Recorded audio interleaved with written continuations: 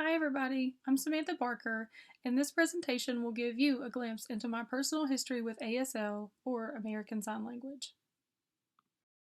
Before we go into my own story, I wanted to tell you a little bit about the history of ASL. Did you know that the Plains Indians used a form of sign language to communicate? This is how tribes would communicate with each other when settlers arrived in the 1500s. It is believed that ASL originated around 1817 at the American School for the Deaf in Hartford, Connecticut. For me, ASL caught my attention in first grade. There were 3 students who were deaf or hard of hearing in our class. Their teacher wanted all of us to be able to communicate, and she took the time to teach all of us some basic signs. We all learned our alphabet, and Miss Hannah, who was their teacher, would encourage us all to learn how to spell our names as a good starting point. We loved trying to sign the words to each other.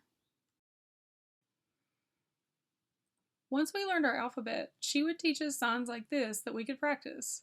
Here we have eat and finish, but I can also remember learning the signs for sick, and for some reason, the word French fry stuck with me.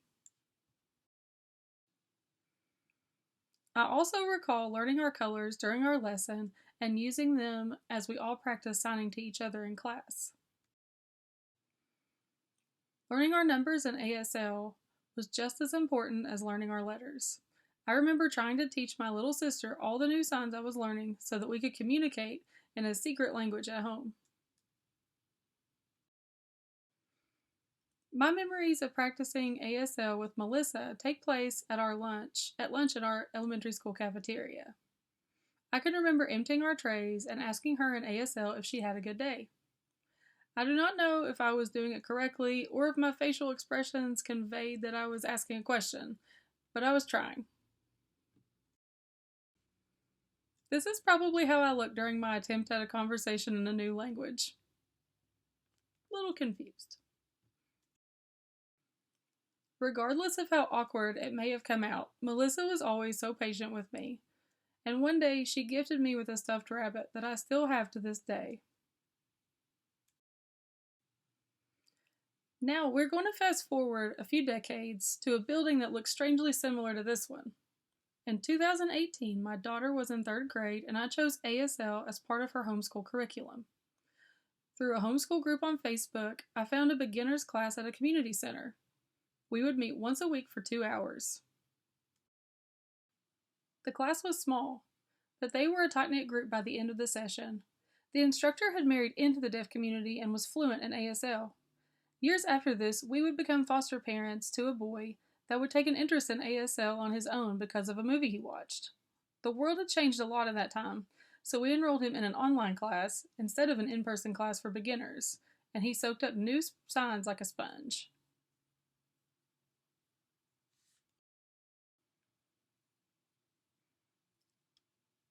About a year after my daughter's ASL class, my nephew was diagnosed as autistic. He is nonverbal, and sign language is a way that many people with autism can communicate effectively. Even though Ira is also on the spectrum, she is verbal, and she worked with him whenever she would visit, and it warmed all of our hearts.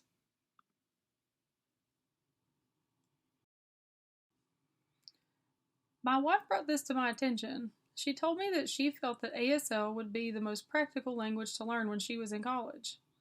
She understood that the deaf community was underserved, and she wanted to be able to help communicate with all of her patients when she started her career. Unfortunately, not all colleges and universities recognize ASL as a foreign language credit, and her college was one of those. So, what can be done? What changes can be made to bring this issue to the forefront? More post-secondary schools need to recognize ASL as a viable option for a foreign language credit.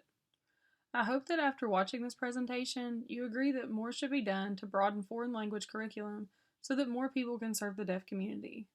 If we all act together for this change, we just might get it done.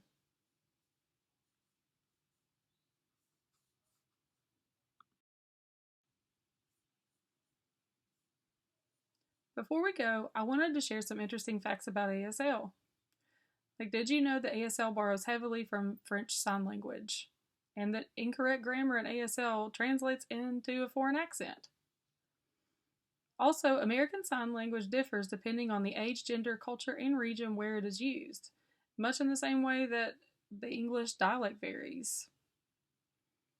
And also, there's a college in Washington, D.C., where all the classes are taught in ASL. And different countries have different sign languages.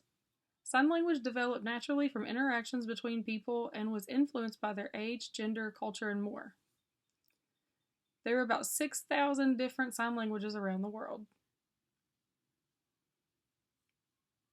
Thank you so much for watching my presentation on ASL and how it has impacted my life. Thank you so much.